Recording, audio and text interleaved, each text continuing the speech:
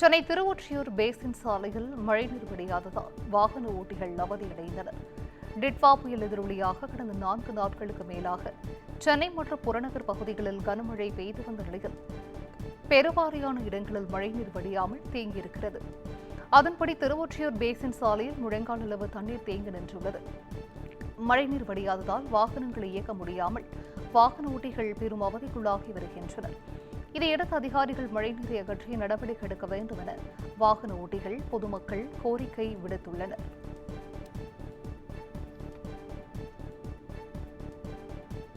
கொசஸ்தலை ஆற்றில் வெள்ளப்பெருக்கு ஏற்பட்டு சாலைகளில் ஆற்று நீர் செல்வதால் வாகன ஓட்டிகள் அவதியடைந்து வருகின்றனர். டிட்வா புயல் காரணமாக சென்னை மற்றும் புறநகர் பகுதிகளில் கடந்த 4 நாட்களுக்கு மேலாக கனமழை வெளுத்து வாங்கியது. அதன் அடிப்படையில் புழல் ஏரியின் நீர்பிடிப்பு பகுதிகளில் கனமழை பெய்ததை அடுத்து புழல் ஏரியின் நீர்மட்டம் உயர்ந்து காணப்பட்டுள்ளது. இதனால் ஏரியிலிருந்து உபரிநீர் திறக்கப்பட்டதை அடுத்து கொசஸ்தலை ஆற்றில் வெள்ளப்பெருக்கு ஏற்பட்டுள்ளது. இதனால் மணலி, சடையன்குப்பம் மற்றும் பர்மாநகர் செல்லும் சாலைகளில் ஆற்று நீர் பெருக்கெடுத்து ஓடுவதால் சாலையை கடக்க முடியாமல் வாகன ஓட்டிகள், பொதுமக்கள் அவதியடைந்து வருகின்றனர்.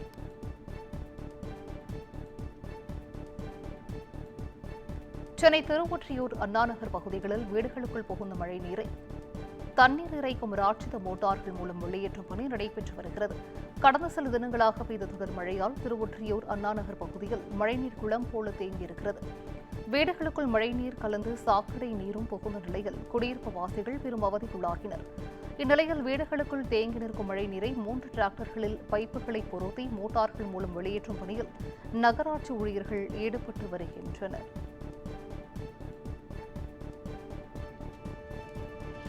நடிகர் கார்த்தி நடித்துள்ள வா வாத்தியார் திரைப்படத்தை வெளியிட இடைக்கால தடை விதித்து சென்னை உயர்நீதிமன்றம் உத்தரவிட்டுள்ளது.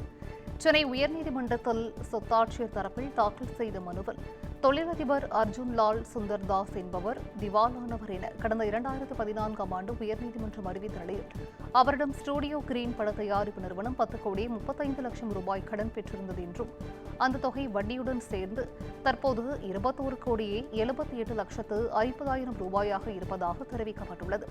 எனவே அந்த தொகையை செலுத்த ஞானவேல் ராஜாவிற்கு உத்தரவிடுவதோடு அவர் தயாரித்துள்ள வாவாதியார் படத்தை வெளியிட தடை விதிக்க வேண்டும் எனவும் குறிப்பிடப்பட்டிருந்தது. மனுவை விசாரித்த நீதிபதி சுப்பிரமணியன் குமரப்பன் அமர்வு வாவாதியார் படத்தை வெளியிட 5ஆம் தேதி வரை இடைக்கால தடை விதித்து விசாரணை டிசம்பர் 8ஆம் தேதிக்கு தள்ளி வைத்தனர்.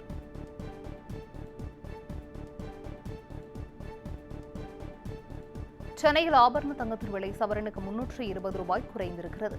கடந்த சில மாதங்களாக வரலாறு காணாத புதிய உச்சத்தை தொட்டிருக்கும் தங்கம் விலை இந்த வார தொடக்கத்தில் ஒரு சவரன் 96,560 ரூபாய்க்கு விற்பனை செய்யப்பட்டது.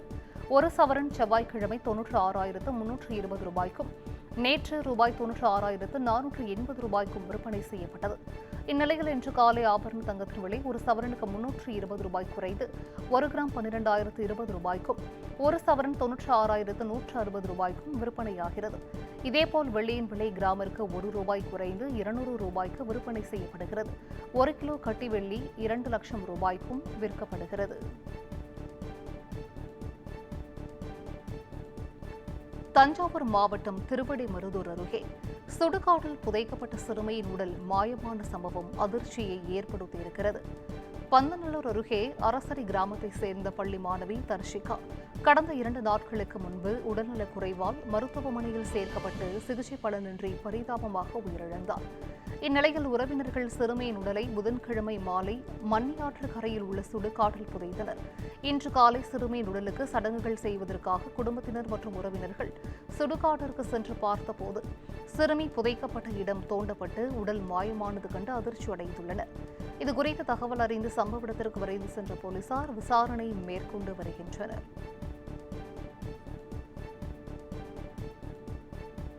திருவள்ளூர் மாவட்டம் கும்மிடிப்பூண்டியில் அதிகபட்சமாக 15 சென்டிமீட்டர் மழை பதிவாகியிருக்கிறது. வங்கக்கடல் நிலவிய காற்றழுத்த தாழ்வு பகுதி காரணமாக கடந்த சில நாட்களாக திருவள்ளூர், கும்மிடிப்பூண்டி, பொன்னேரி, சோழவரம், பூண்டி, பூந்தமல்லி உள்ளிட்ட பகுதிகளில் பரவலாக கனமழை பெய்து வருகிறது. அதிகபட்சமாக கும்மிடிப்பூண்டியில் 15 சென்டிமீட்டர் மழையும், ஊத்துக்கோட்டையில் 13 சென்டிமீட்டர் மழையும் பதிவானது. திருவள்ளூர் மாவட்டத்தில் சராசரியாக 55.44 சென்டிமீட்டர் பதிவாகியிருப்பதாக தெரிவிக்கப்பட்டுள்ளது. சேலம் மேட்டூர் அணைக்கான நீர்வரத்து 5000 கனஅடியிலிருந்து 4600 கனஅடியாக குறைந்திருக்கிறது. அணையிலிருந்து காவிரி டெல்டா பாசனத்திற்கு வினாடிக்கு 1000 கனஅடி நீரும், கிழக்கு மேற்கு கால்வாய் பாசனத்திற்கு 400 கனஅடி நீரும் திறக்கப்பட்டு வருகிறது. அணைக்கு வரும் நீரின் அளவை விட பாசனத்திற்கு திறக்கப்படும் நீரின் அளவு குறைவாக இருப்பதால் மேட்டூர் அணை நீர்மட்டம் 115.58 அடியிலிருந்து 115.68 அடியாக உயர்ந்துள்ளது.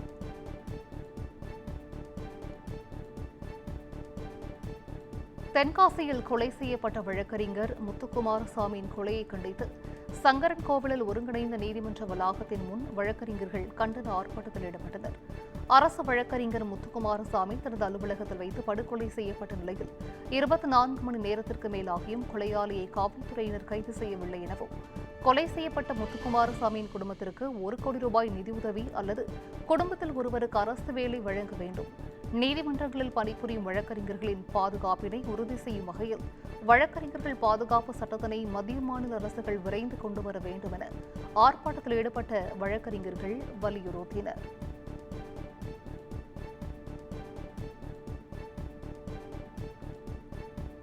கோவை மாவட்டம் பாலாற்றங்கரை ஆஞ்சநேயர் கோவிலில் திடீர் வெள்ளப்பெருக்கு ஏற்பட்டதால் பக்தர்கள் செல்ல தடை விதிக்கப்பட்டுள்ளது. மேற்கு தொடர்ச்சி மலை பகுதிகளில் கடந்த சில தினங்களாக கனமழை பெய்து வருகிறது. இதனால் சிற்றோடைகள் மற்றும் திருமூர்த்தி அணையிலிருந்து தண்ணீர் வந்து கொண்டிருப்பதால் பாலாற்று நீர் கரைகளையும் தொட்டபடி வெள்ளம் கரை புரண்டு ஓடுகிறது. திடீர் வெள்ளப்பெருக்கு ஏற்பட்டு தரைப்பாலத்திற்கு மேல் தண்ணீர் சென்று கொண்டிருப்பதால் பக்தர்களின் நலன் கருதி கோவில் நிர்வாகம் ஆஞ்சநேயர் கோவில் செல்ல இன்று தடை விதித்திருக்கிறது. இதனால் சுவாமி தரிசனம் செய்ய வந்த பக்தர்கள் ஏமாற்றத்துடன் திரும்பி சென்றனர்.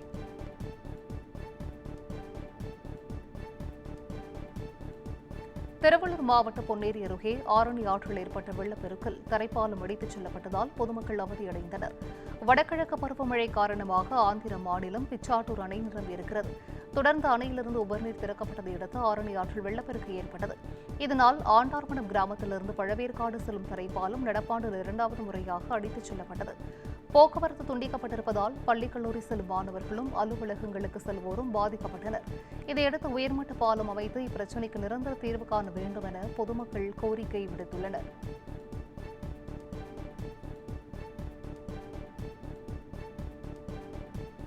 நிர்வாக காரணங்களால் சென்னை விமான நிலையத்தில் 24 விமானங்களின் சேவை ரத்து செய்யப்பட்டதாக அதிகாரிகள் தெரிவித்தனர். சென்னை விமான நிலையத்தில் மும்பை, புனே, அகமதாபாத், கொல்கத்தா, ஜெய்ப்பூர், பாட்னா உள்ளிட்ட 24 புறப்பாடு விமானங்களும், சென்னைக்கு வரும் கொச்சி, அந்தமான், புவனேஸ்வர் உள்ளிட்ட 24 வருகை விமானங்களும் ரத்து செய்யப்பட்டன. இதேபோல் சென்னை விமான நிலையத்திலிருந்து 30க்கும் மேற்பட்ட விமானங்கள் தாமதமாக புறப்பட்டு சென்றது. நிர்வாக காரணங்களுக்காக விமானங்கள் ரத்து செய்யப்பட்டதாக தெரிவிக்கப்பட்ட நிலையில் விமானி மற்றும் பணிப்பெண்கள் இல்லாததே இதற்கு காரணம் என கூறப்படுகிறது. தொடர்ந்து பயணிகளுக்கு உரிய மாற்று ஏற்பாடு செய்யப்பட்டுள்ளதாகவும் அதிகாரிகள் தெரிவித்தனர்.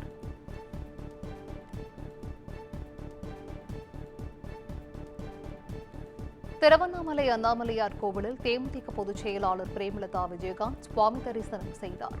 தொடர்ந்து செய்தியாளர்களிடம் பேசிய அவர் ஏவிஎம் சரவணன் இறப்பிற்கு ஆழ்ந்த இரங்கல் தெரிவித்தார். மேலும் கேப்டன் விஜயகாந்த், மாநகர காவல் உள்ளிட்ட படங்களை ஏவிஎம் சரவணன் தயாரித்ததாகவும், கேப்டன் விஜயகாந்திற்கு நெருங்கிய நண்பர் எனவும், சென்னை சென்று அவரது உடலுக்கு அஞ்சலி செலுத்த உள்ளதாகவும் தெரிவித்தார். ஏவிஎம் சரவணன் சார் மறைந்ததாக ஒரு செய்தி கேட்டோம். நாங்கள் ஆழ்ந்த இரங்கலை அவர் தெரிவிச்சிருக்கோம்.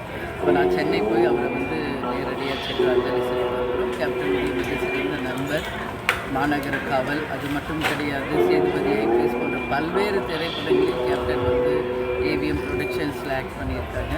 அவருடைய ஆன்ம சாந்தி அடையணும் வேண்டிக்கிறோம். இந்த ஒரு நல்ல பௌர்ணமியில் அவர் மறைஞ்சிருக்க நிச்சயம் சொர்க்கத்துக்கு தான் போவாருங்க. மிக சிறந்த மனிதர், நல்லவர், திரையுலகில் மிகப்பெரிய ஒரு ஜாம்பவன். அவர்களுடைய மறைவு திரையுலகுக்கு, அவங்க குடும்பத்தார், நண்பர்கள் எல்லாருக்கும் பெரிய இழப்பு. அவர் ஆன்மா சாந்தி அடையணும். தேமுதிக சார்பாக, தலைவர் சார்பாக நான் வேண்டிக்கிறேன். தேனி மாவட்டம் பெரியகுளம் அருகே அமைந்துள்ள சோத்துப்பாறை அணையிலிருந்து 204 கனஅடி உபரிநீர் வெளியேற்றப்படுவதால் விவசாயிகள் மகிழ்ச்சியடைந்துள்ளனர். மேற்கு தொடர்ச்சி மலைப்பகுதி மற்றும் நீர்பிடிப்பு பகுதிகளில் பெய்து வரும் தொடர்மழை காரணமாக சோத்துப்பாறை அணைக்கு நீர்வரத்து அதிகரித்திருக்கிறது. அணை முழு கொள்ளளவை எட்டியதை அடுத்து அணைக்கு வரும் 204 கனஅடி நீர் அப்படியே வராக நதியில் உபரிநீராக வெளியேற்றப்பட்டு வருகிறது. இதனால் பெரியகுளம் பாசன கண்மாய்களுக்கு நீர்வரத்து ஏற்பட்டுள்ளதால் விவசாயிகள் மகிழ்ச்சி அடைந்துள்ளனர்.